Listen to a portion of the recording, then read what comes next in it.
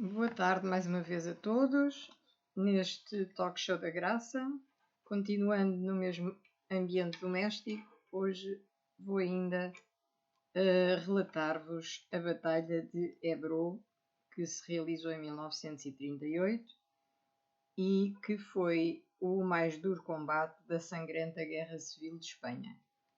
Então, em situação difícil, os republicanos tomaram a iniciativa. Liderados por Juan Modesto, cruzaram o rio em vários pontos e no espaço de poucos dias conquistaram posições ao inimigo. Mas o maior poder de fogo dos exércitos de Francisco Franco acabou por fazer a diferença. O combate teve grande influência no desfecho do conflito. Então vou começar a narrar esta guerra civil. A guerra civil, portanto, de Espanha já levava mais de dois anos, quando republicanos e nacionalistas se envolveram no mais brutal dos seus conflitos, a Batalha do Ebro. Os homens, comandados pelo general Francisco Franco, após uma série de sucessos, tinham conseguido dividir o território do inimigo em dois, e perante a perspectiva de uma derrota total, pouco mais restava ao exército do Ebro, comandado pelo general Juan Moreno, do que lançar um ataque que visava recuperar posições e aliviar a pressão que os seus companheiros sentiam noutras regiões do país. Ao longo de mais de 100 dias, com dezenas de milhares de mortos, o destino político da Espanha ficou escrito. Quando Moreno recuou definitivamente e Franco retomou o avanço, já poucos duvidavam de que Barcelona e Madrid iriam ser também tomadas pelo caudilho. A Guerra Civil de Espanha iniciou-se a 17 de julho de 1936, quando os militares aquartelados em Melilla declararam estado de guerra em todo o território do Marrocos espanhol e se levantaram contra o governo democrático de Madrid. No dia seguinte, as Baleares e as Canárias, onde se encontrava Francisco Franco, juntaram-se ao movimento e este último general passou a comandar os revoltosos. Os apoios aos nacionalistas surgiram imediatamente de outros pontos de Espanha e em poucos dias cidades como Saragoça, Pamplona, Oviedo, Cádiz e Sevilha já estavam nas suas mãos. Com o apoio da aviação alemã, os militares de Marrocos atravessaram o Mediterrâneo a 6 de agosto e instalaram-se em Algeciras. As conquistas foram sucedendo Toledo, toda a Extremadura e San Sebastián, até que Franco chegou às portas de Madrid. Aí a forte resistência republicana conseguiu deter o inimigo que, contudo, nos meses seguintes, continuou a tomar redutos importantes como Valência e Málaga. No ano de 1937, os nacionalistas conquistaram Bilbao, Gijón e Santander e projetavam já cortar as ligações da Catalunha e Barcelona a Valência e Madrid com uma ação que incidiria sobre o exército do Ebro e através do avanço ao longo da costa mediterrânea. Foi em junho de 1938 que os republicanos começaram a pensar em inverter a situação. No campo da batalha encontravam-se meios consideráveis. Os republicanos contavam com as divisões 3, 35, 42 e 44 na zona norte, com as 11 e 36 no centro e com as 45, 135 e 151 no sul. Por seu turno, na outra margem do rio Ebro, de norte a sul, os franquistas tinham três divisões, 13, 50 e 105. A origem desta batalha ocorreu a 12 de julho, quando Juan Negrín, o ministro da Defesa republicano, reconheceu que Valência estava na iminência de cair para o lado do inimigo, a não ser que fosse lançado um ataque com o objetivo de desviar as atenções dos franquistas para outro local. Perante esta conclusão, Vicente Rocho, o chefe do Estado-Maior e principal estratego republicano, propôs que se lançasse um ataque junto ao rio Ebro para afetar de forma profunda as comunicações dos nacionalistas entre as regiões do Levante e da Catalunha. Para que tal objetivo fosse atingido, ordenou-se a constituição do Exército do Ebro, uma força que ficaria a cargo do general Juan Modesto e que integraria 80.000 efetivos, cerca de 80 baterias e 27 armas antiaéreas. Refira-se ainda que todos os postos de chefia deste exército estavam na mão de comunistas, o que provocou uma forte reação de outras forças políticas que integravam a Frente Popular. Para alguns especialistas militares, esta ação pareceu demasiadamente arriscada, tendo em vista as forças que estavam em confronto e ainda o facto de a fronteira francesa estar controlada pelos nacionalistas, o que não permitia a passagem de armas em futuros reabastecimentos do exército republicano. Mas os mais otimistas recordavam o que se havia passado em Brunete, Belchite e Teruel, onde se tinham logrado sucessos que permitiram suster o inimigo. Ao longo dos tempos, muita polémica envolveu esta decisão. Ainda hoje, os historiadores e os especialistas militares continuam a questionar sobre a necessidade de os republicanos avançarem sobre os franquistas e sobre a forma como o fizeram. Os dois principais responsáveis militares, Juan Modesto e Henrique Lister, sempre se defenderam e apresentaram argumentos que demonstravam a imperiosa necessidade da ação. Os dois foram ainda mais longe e, ao contrário da opinião dominante, consideraram que se saíram vitoriosos dessa campanha. Moreno e Lister asseguraram que, depois de o território republicano ter sido partido em dois, as tropas franquistas pressionavam a zona levantina com uma grande intensidade. Nessa altura, os dois militares republicanos responsáveis pela zona centro-sul, que tinham a seu cargo a defesa de Valência, pediam de forma premente e constante aos políticos de Barcelona que lançassem uma ação de diversão sobre o inimigo, o que lhes permitiria recuperar um pouco de forças. Era necessário dar ouvidos a esses dois comandantes e ainda apostar na melhoria do moral das tropas, que perante a recente sucessão de derrotas estava bastante afetado. O melhor processo para alcançar esses dois importantes objetivos era desencadear uma ação ofensiva, garantiam Modesto e Lister. Estes dois defendiam ainda que, perante um quadro tão negro e a enorme superioridade do inimigo, só havia uma forma de ainda atingir o sucesso final. Essa passava por atacar os franquistas no seu terreno. Em caso contrário, se Franco continuasse a ter toda a iniciativa da guerra, a destruição total dos contingentes republicanos seria simples e rápida. Com os seus efetivos e meios e ainda apoiado por 100 caças que haviam sido cedidos pela União Soviética, Modesto lançou-se numa ação ao longo dos 65 km entre Mequinenza e Amposta. O relógio marcava os primeiros 15 minutos do dia 25 de julho, quando os soldados da Frente Popular começaram a atravessar o rio Ebro. As primeiras travessias ocorreram entre Mequinenza e Faión e entre Faión e Xerta. Para que a operação arrancasse sem mais contratempos, foram utilizados 90 barcos do mais variado tipo e ainda 3 pontões e outras 12 pontes de forma diversa. Os homens foram acompanhados por 22 tanques de guerra de fabrico soviético T-26 e 4 companhias de veículos blindados que estavam equipadas com metralhadoras. Ao som do hino Avante Filhos de Negrin, os primeiros elementos que chegaram ao outro lado do Ebro eram soldados do batalhão Hans Beimler, da 11ª Brigada Internacional, integralmente constituída por germânicos.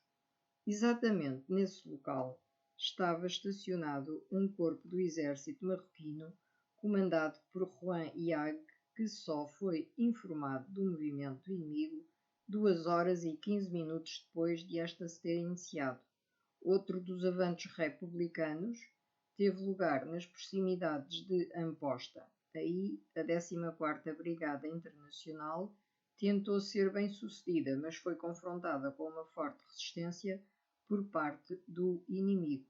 Muito embora no enquadramento total da ação se considerasse que este movimento tinha uma importância reduzida, a verdade é que os confrontos acabaram por ter uma duração superior a 18 horas e só foram concluídos com a retirada dos republicanos para a sua posição anterior, de forma desordenada, com menos 600 homens, todos mortos, e grande quantidade de equipamento bélico. Nas restantes zonas do rio, os avanços dos homens de Modesto foram quase todos bem-sucedidos. Mal surgiram os primeiros raios de sol, as pequenas povoações ribeirinhas, localizadas no setor central da frente de combate, estavam já na posse dos republicanos, e o sucesso foi tal que vários grupos de homens, entre eles os da 15ª Brigada Internacional, continuaram a sua progressão no terreno. Na região norte, nas proximidades de Mequinenza, o general Miguel Taguinha tinha levado os seus comandados a conquistar 5 km de terrenos a partir do rio Ebro, mas noutras zonas tinham-se conseguido progressos ainda mais assinaláveis, como os 40 km conquistados na zona centro, que levou o exército atacante até à povoação de Gandesa. O balanço inicial era francamente positivo para Modesto e para os outros chefes, pois haviam ainda sido conquistados todos os postos de observação localizados em zonas montanhosas e feitos mais de 4.000 prisioneiros, incluindo-se nesse grupo alguns membros do Estado-Maior do general Francisco Franco. No seu quartel-general, localizado no Palácio de Pedrola, Francisco Franco, ao analisar a evolução dos combates, deixou escapar que tinha vontade de deixar o inimigo penetrar ainda mais no terreno, para depois o sujeitar a um movimento de rotação dos seus homens, com a intenção de os estrangular numa bolsa. Concluiu Franco que essa seria a melhor maneira de acabar de vez com a batalha e com o exército vermelho. O seu adjunto, Quindelin, recordou-lhe que em vários quartéis não existia uma ideia precisa sobre a atitude que se devia tomar, enquanto Carlos Martínez de Campos, comandante principal da arma de artilharia, alertou o caudilho para a necessidade de intervir rapidamente com a utilização do seu corpo de tropas para impedir mais avanços. Essa ação contaria ainda com o apoio da aviação e só depois se recorreria à infantaria para recolocar novamente os opositores na outra margem do rio. O generalíssimo aceitou os conselhos dos outros militares. A batalha principal nesta primeira fase ocorreu em Gandesa. Lister e os seus homens atacaram esta localidade sem momentos de descanso. Foi no dia 1 de agosto que a 15ª Brigada Internacional efetuou o seu movimento mais poderoso, apontando baterias sobre uma zona alta em frente da cidade, que era entendida como o ponto-chave para toda a defesa da mesma. Apesar das imensas baixas e do ímpeto dos republicanos, no dia seguinte não conseguiram fazer mais avanços no terreno. Uma frente do exército modesto estava agora entre Faion e Cherta, mas no seu ponto extremo oriental os nacionalistas tinham logrado manter na sua posse uma ponta de terreno que lhes permitia controlar Vilarba de Los Arcos e Gandesa. A outra zona conquistada situava-se entre Mequinenza e Faion. Aí havia uma conquista de 15 km de território e, com este avanço, os republicanos decidiram estabelecer posições defensivas. O contra-ataque dos franquistas teve lugar imediatamente, o que resultou nos 2 dias seguintes em constantes avanços e recuos de ambos os contendores. No dia 6 de agosto começava a definir-se qual iria ser o desfecho desta batalha, quando mais de 3.500 soldados republicanos não tiveram outra alternativa que não fosse voltar a cruzar o rio em sentido inverso. A retirada começava a ser a única saída. A marcha das forças republicanas na frente sul da batalha foi estancada quando as artilharias nacionalistas abriram fogo cerrado sobre elas. Durante alguns tempos, aos homens de Modesto não mais restou do que abrir trincheiras para se defender e proteger o terreno até então conquistado. Essa resposta violenta do adversário, logo num primeiro momento, provocou um número significativo de vítimas. A euforia dos republicanos foi muito mais notória no setor central. Os ganhos de terreno na região localizada entre Riba-roja e Benifallet levaram mesmo muitos a acreditar que a operação no seu global iria constituir o sucesso de que os soldados de Negrin estavam a necessitar para inverter o curso de toda a guerra, pois em 2 dias tinha sido possível conquistar 50 quilómetros e fazer grandes estragos nas fileiras do inimigo. Nessa caminhada foram várias as pequenas localidades que mudaram de mão, como Ascó, Flix, Mora de Ebro, Pinel, Bote, La Fatarella e Corbera, e houve ainda uma série de outras que chegaram a ter nas suas cercanias as tropas republicanas, sendo de referir neste caso Pobla de Mazaluca, Vilalba de Los Arcos e Gandesa, sendo de salientar que esta última tinha um enorme valor estratégico, havendo mesmo quem pensasse que a sua conquista podia tornar-se completamente decisiva. Foi mesmo aí, em Gandesa, que tudo começou a ser decidido. Para esse local, Franco planeou o início da sua maior manobra de contra-ataque, uma ação assente no emprego em grandes proporções da artilharia e ainda no recurso aos serviços da aviação alemã, que fustigou o inimigo com constantes e intensos bombardeamentos aéreos. Sobre os republicanos foram lançadas mais de 1000 toneladas de bombas e outros explosivos, o que os levou a ter de se refugiar num terreno difícil e onde o rio que se encontrava nas suas costas representava algo que nem se podia pensar atingir. Alguns dos sobreviventes da operação recordaram, envolvidos há alguns anos, a forte pressão a que eram submetidos para não cederem posições. Lister e outros comandantes republicanos não deixavam de pedir aos seus homens vigilância, resistência e fortificação. Estas 3 palavras foram constantemente proferidas durante muitos dias para que ninguém pensasse em capitular. E das palavras nos momentos mais difíceis passou-se mesmo aos atos, chegando-se a fuzilar todos os soldados de qualquer patente que, de forma isolada, tinham tentado fugir dos locais mais atingidos pelos franquistas. Lister foi muito claro quando deu o seguinte recado aos seus oficiais: quem perder um único palmo de terreno deve partir imediatamente para a sua reconquista à frente dos seus homens. Quem não o fizer só terá à sua espera o pelotão do fuzilamento.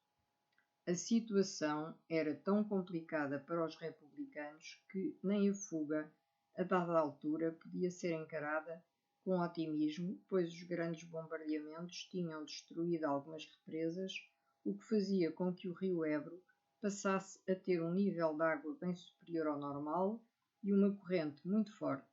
Durante as primeiras semanas de agosto, os combates alcançaram a maior violência de toda a Batalha do Ebro, pois ainda havia força para aguentar o inimigo e ninguém dava a contenda como perdida. Entre os dias 10 e 19 de agosto, o que sucedeu em Pinel de Brai, local com uma certa elevação e por isso de grande valor estratégico, evidencia o estado em que se encontrava o conflito. Sob o comando de Henrique Lister, os republicanos conseguiram aguentar os opositores com tal intensidade que, no último daqueles dias, já nenhum dos 2 campos tinha forças para efetuar mais qualquer movimento. Foi então necessário retemperar energias e, para isso, os republicanos substituíram os escutados elementos da 11ª Divisão pela 35ª Divisão Internacional. Esse movimento de troca de homens foi aproveitado de melhor maneira pela 5ª Divisão do Exército Regular de Ceuta para decidir a seu favor a contenda e na tarde do dia 14 conseguiu ocupar de forma definitiva a zona de Pinel de Brai. Franco ordenou outra grande manobra no dia 19 e localizou-a entre Vilalba de Los Arcos e Corbera. Nessa zona encontrava-se um promontório com uma localização importantíssima que era necessário reconquistar. Os tremendos combates que se seguiram envolveram os militares da 3ª Divisão do Exército, republicano e um contingente oriundo de Nossa Senhora de Monserrate, que nessa ação devia ser apoiado pelos batalhões B de Ceuta e Bailén. No primeiro avanço franquista, ao contrário do previsto, o movimento dos de Montserrat não contou com a ajuda dos restantes companheiros, o que os levou a ser derrotados junto à linha defensiva do inimigo.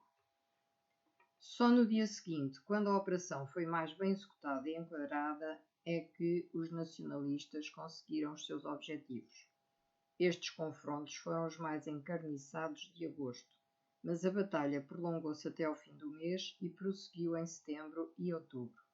Gandesa, Vilalba de Los Arcos e Corbera del Ebro foram os locais onde a batalha continuou ao rubro nesta sua segunda fase.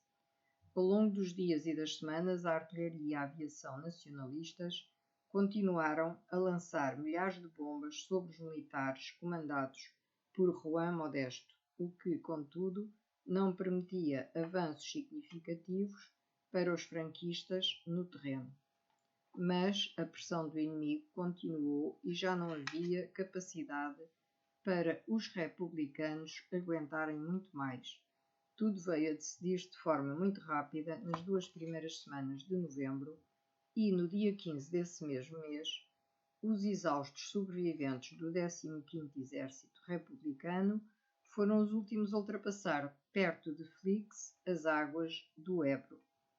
A batalha estava terminada e os 2 corpos militares regressavam às linhas ocupadas antes de 25 de julho. Só que os republicanos estavam de tal forma depauperados que já pouco poderiam defender. Vários fatores explicam a derrota, que o foi apesar das opiniões contrárias de Modesto e de alguns dos seus camaradas, dos republicanos. No seio dos homens de Negrin havia muito entusiasmo e combatividade, mas houve falta de lucidez e daí resultou uma série de falhas técnicas.